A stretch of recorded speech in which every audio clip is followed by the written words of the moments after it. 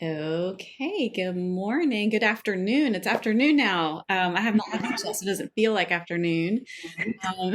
For everybody that's watching, we are with Emily and Kaylee, and they own SMS Raleigh, which stands for Sitting Made Simple, right? Yeah.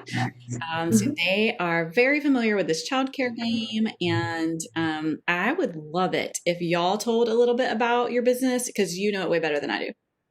Yeah. So yes, SMS stands for Sitting Made Simple. We're a local babysitting service that connects families with local sitters. We vet all the sitters, so we do personal interviews, we run background checks, driving records. They're all CPR certified, and they're all 18 or older. So families have full access to us. We're available 24/7 if they need to talk to us, with their questions or their concerns. Families, they have an online account where they go in and put the days and the times that they need a sitter, and they get to pick through our available sitters that pop up. And these sitters, have already been fully vetted by us. So We kind of are a good balance of the online convenience with the personal touch, being able to have someone yeah, to kind of bounce problems and situations that may arise as well. That makes me as a mom feel so good about using a babysitting service because you never know, right? Like what you're going to get. But you are taking all of the speed bumps and like lowering them a bit, right? nice. Make, That is our goal. making it easy, making it easy for moms and dads to get babysitters when they need them. I know you've needed several in the past for whether it's just like a date night or and right now like whether it's just a date night or like you've just spent a lot of time with your children and you might just step away just to take a drive, Yeah. anything.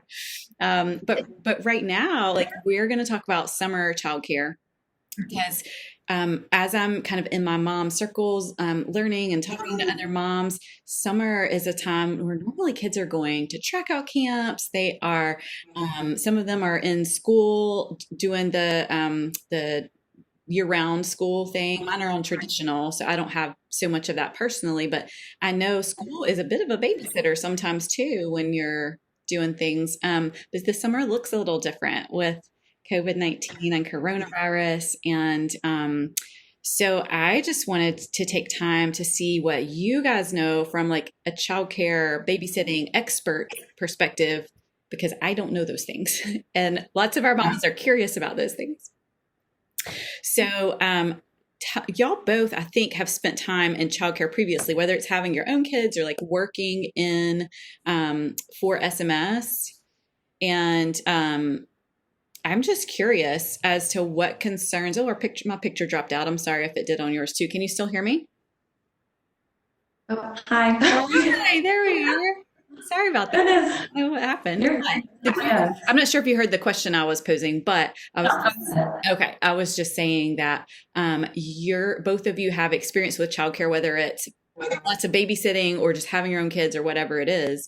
You've got personal experience with it, so it's not this business that you're running that you know nothing about. Correct.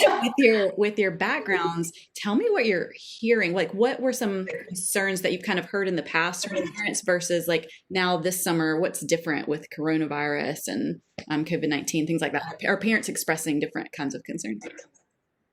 Yeah, well, definitely childcare is going to look a little different. As far as for us, a common question we get for our sitting service is, can I get that repeat sitter? So parents are really wanting to limit the amount of exposure, understandably so, in and out of homes. For us, we're trying to really handle with care and limit the amount of sitters going in and out of homes. If families give us a bulk of dates, we're trying to limit the amount of sitters to fulfill that need. As far as outside of us, I think that's a concern as well. Definitely with track out camps, we've heard a lot of those are canceled. Maybe just sports camps and stuff are at least looking different if they're not postponed or canceled. So I think it's looking different all around. So it's really, we feel like as we were kind of talking about this, is what families feel comfortable with. Do you feel comfortable right now with a group setting? Do you feel comfortable sending your kids maybe with children you don't know, and feeling comfortable and confident in whatever new things are being implemented as far as who's hosting the camp or the facility that you're sending your kids to. That's, I think, a big concern as we've been kind of brainstorming what we're hearing on our end. Yeah, and it sounds like you're doing things that you're able to do. I mean, you can never eliminate risk, but you're trying to minimize risk on your end, which sounds really smart. Yeah.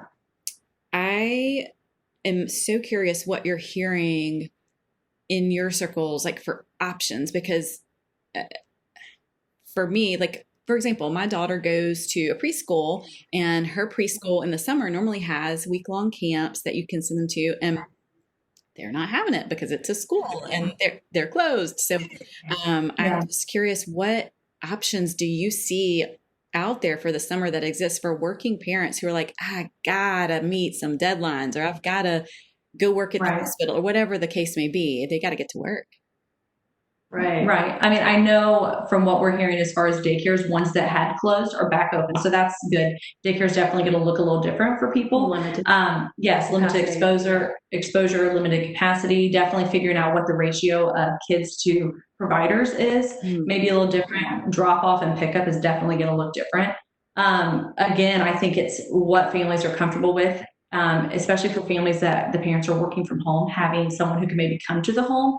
Again, kind of limiting risks and exposure. If you're needing a week here or there, a couple of days throughout the week, having someone come to your home, whether that be a sitter, a nanny, whatever the case may be, I think it's really figuring out what's going to work best for them. And again, kind of depending on the ages of the kids, maybe daycare isn't an option because you have older elementary kids, or maybe their traditional camps are gone. But I know a lot of drop-in type care is starting to open up with certain chunks of time throughout the day for older kids to kind of keep them socialized. Because my goodness, they have missed out on a lot of socialization the last couple months too. True. That's so true. We had some outdoor time with some very close friends of ours, and we were watching our kids. We're like, they may have forgotten how to play with others, because our two children have spent so much time together. They were just still playing together, even though their friends were there. So it's a matter of socialization and making sure they remain engaged in a very, very safe way. Absolutely. And I think with that, it's going to be making sure that whatever your family feels convicted about, that whether it's friends or family or facility, that those align as far as the priorities and what you feel safe with. Absolutely. And which leads me kind of into this question. What questions? So let me think of how to word this. As families are evaluating, what do we feel comfortable with? Because we need some support. Are there questions they should be asking of themselves or of the people that they might be bringing into their homes, to either help self-evaluate or help interview the people that they want to bring in? I would say the number one question is, are they following the CDC guidelines? I feel like that's just a super important question to ask. And with the daycare situation, the ratio, like, how many kids are in, like I said, if it is a daycare, just deciding the provider ratio with the children, making sure that there's not a, bunch more children that about, asking those questions, and the sanitation practices too is another big question. It's something as simple as snacks, no matter where your kids are, snacks and meals and all of that. That's going to look a little different.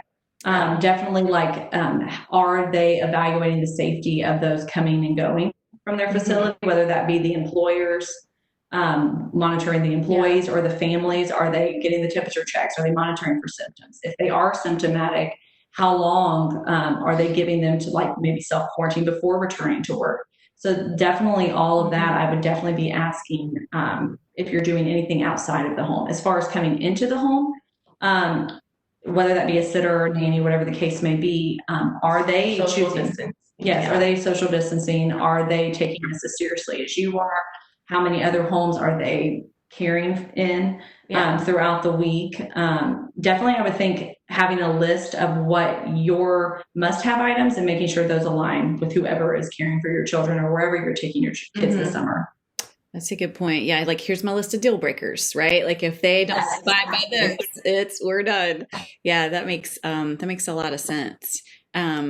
What else? Are there other things that you're hearing about summer childcare that I have not asked you about? I know there's so much to consider right now. Right. And I know that y'all are doing, SMS is doing a lot to just be like, take precautionary measures, which is important.